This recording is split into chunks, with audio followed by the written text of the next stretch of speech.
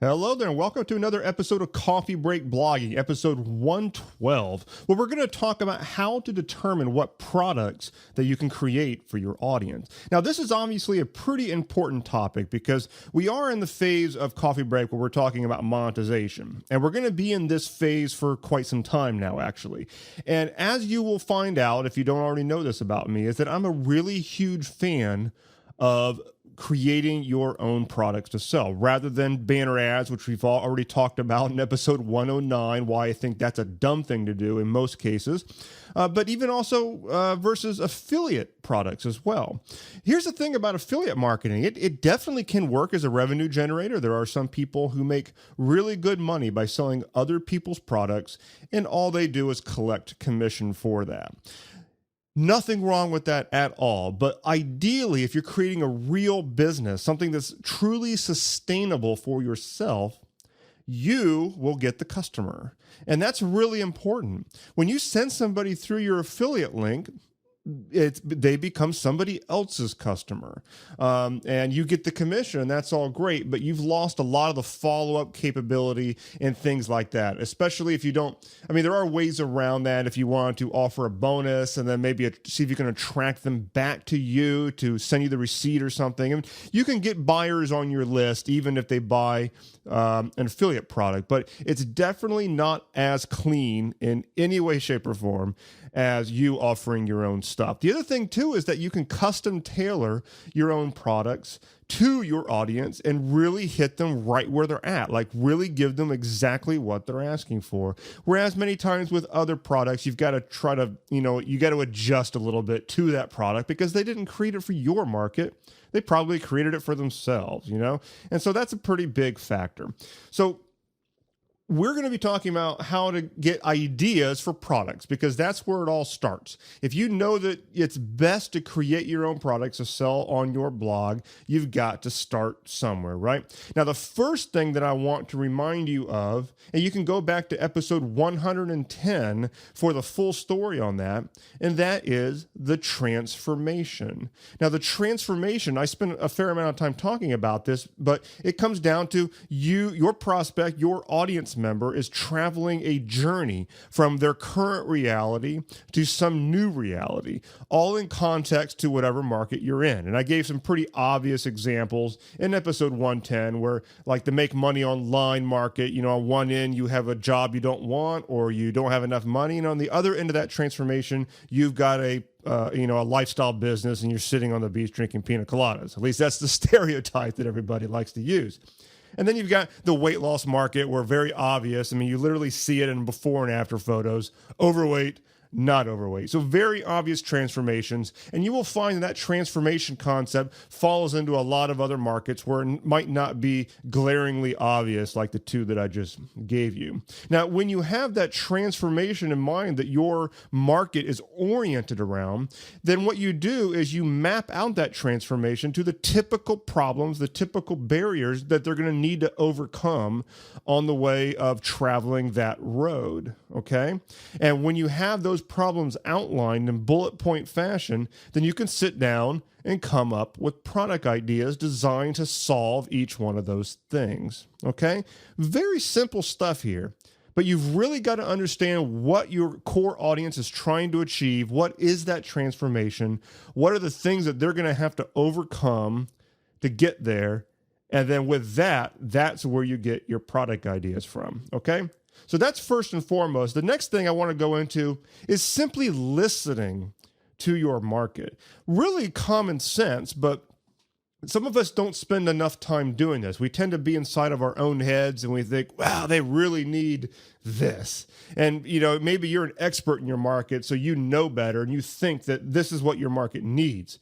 Well, finding out or determining what your market needs is not nearly as good as finding out what they want. And the thing is, if you want to really make good money doing this, then what you want to go out there and do is find a market that's hungry for a particular thing and give them that thing. Very simple. It's a lot easier than you and your ivory tower thinking this is what they need, and you got to go out there and try to convince them of it.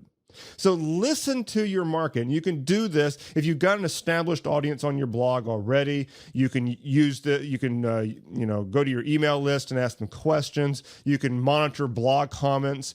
So ask a question inside of one of your blog posts and let them respond to you. So you can kind of do informal, free-form surveys just via your blog post and actually do it by way of comments. Good way to drive more commentary to your blog, actually. But if you don't have an audience in place already, then you can go out into where your future audience is gathering. And you're going to find them probably on places like social media groups on Facebook or LinkedIn or what have you. You can also go to forums. Okay, there's many markets out there where they're not quite as engaged in the social media space, but they're still using forums.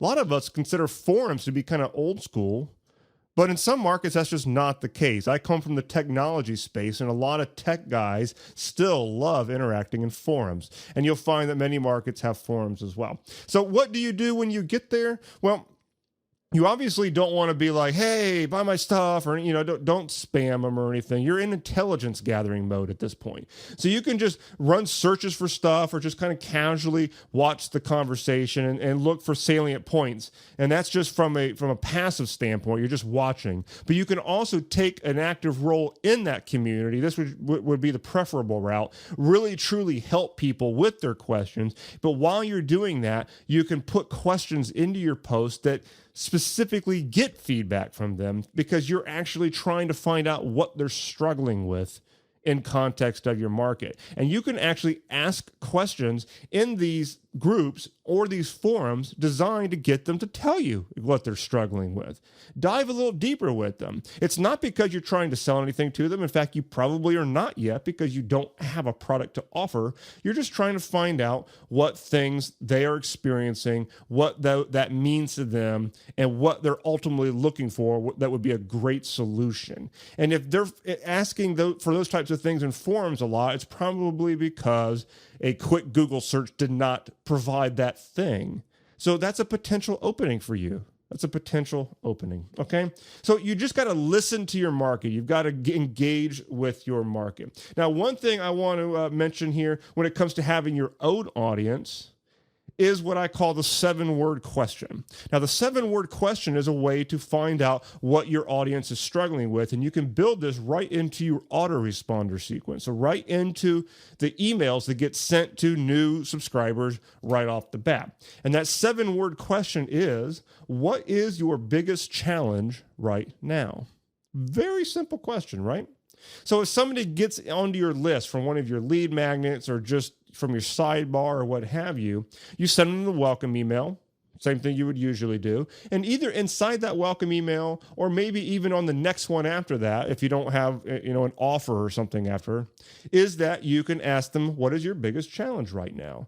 And just specifically ask them to hit the reply button and tell you. That's what you do. Now, obviously, this is going to provide you feedback. You will find that a certain percentage of new subscribers will do this.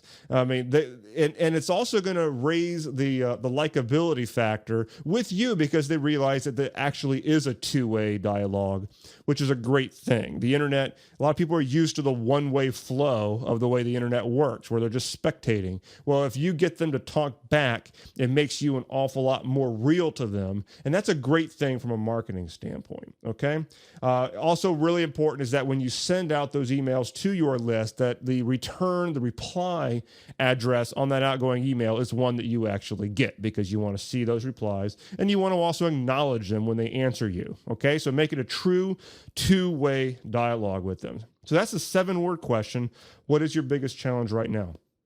The last thing I want to mention here is talking to people. A lot of people online tend to overlook this one. A lot of us tend to love that we're more comfortable behind our computer screens, but you're really going to learn your most about the market, if that's even proper grammar. Learn your most, but you get the idea by speaking to people. Okay.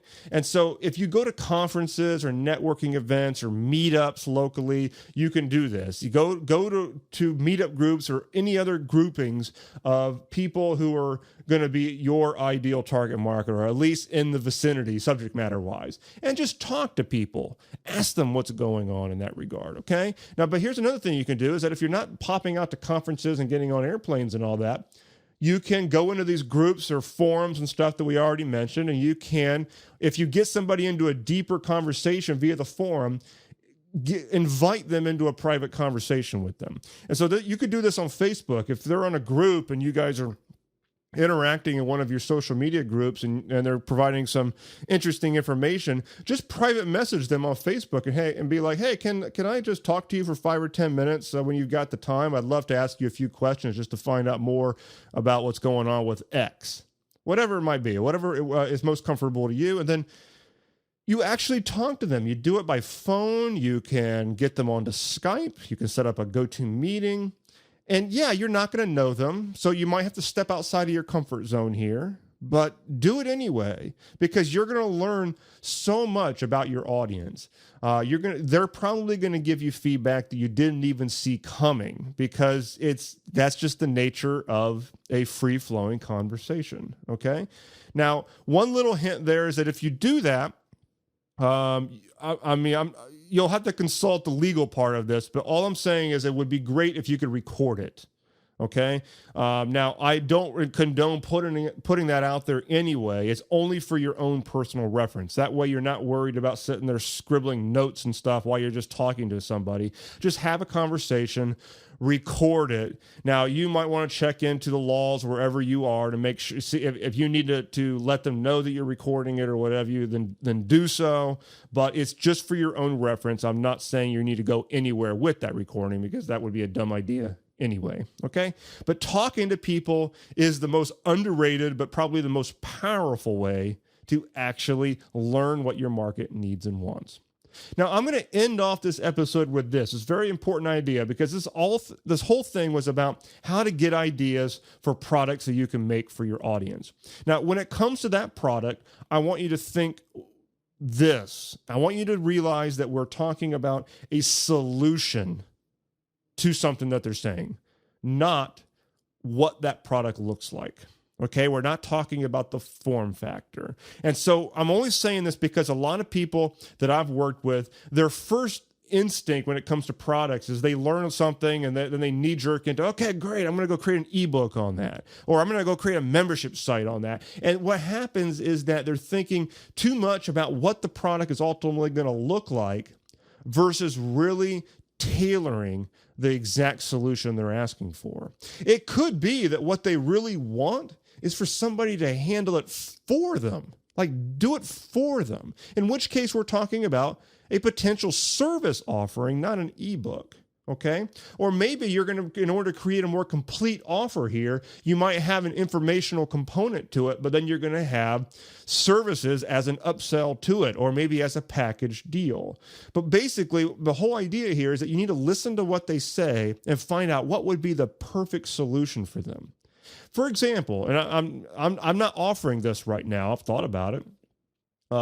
In my market, one of the big barriers at the very beginning of the transformation is the technical part of actually setting up the theme and getting WordPress installed, getting your opt-in form set up in the right way, just the basic technical puzzle pieces. And many people are not all that technical. And so they think, oh yeah, I really would like to learn that. But the thing is, if you really have a conversation with them, you will find that really what they would like done is to just get it done for them in a cost-effective way so they can move on.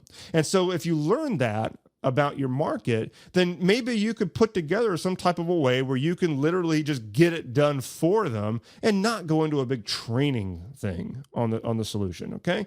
Information products are not always the way to go. Sometimes we've got to mix it up a little bit in order to give them the right solution. Okay, so that's how to determine what products to create for your audience. I want to end off by once again reminding you to come and join me on the next blog monetization webinar. That's blogmonetizationwebinar.com, where I'm really going to walk you through the exact business model that we are talking about here. But I'm going to walk you through it on screen, literally drawing it on my digital whiteboard. I'm going to walk you through the entire thing visually. And so if that works better for you than what we're doing here on this podcast, plus it's going to be a lot faster on the webinar than on the podcast because the podcast comes out in these episode formats like this, then join me over at Blog Monetization Webinar, and I'd love to see you there. Once again, thanks so much for listening to Coffee Break Blogging, and I'll see you next time. Thanks for listening to this episode of Coffee Break Blogging. If you like what you heard here today, we have something awesome we'd love to send you. It's called the Blog Conversion Guide, and it has 9 tweaks you can make to your blog in order to increase your conversion rate to get more opt-ins and sales. As one of our listeners, we'd love to give you access to this guide absolutely free. You can get your copy right now by going to coffeebreakblogging.com. Again, go to coffeebreakblogging.com to get your copy, and we'll see you next time.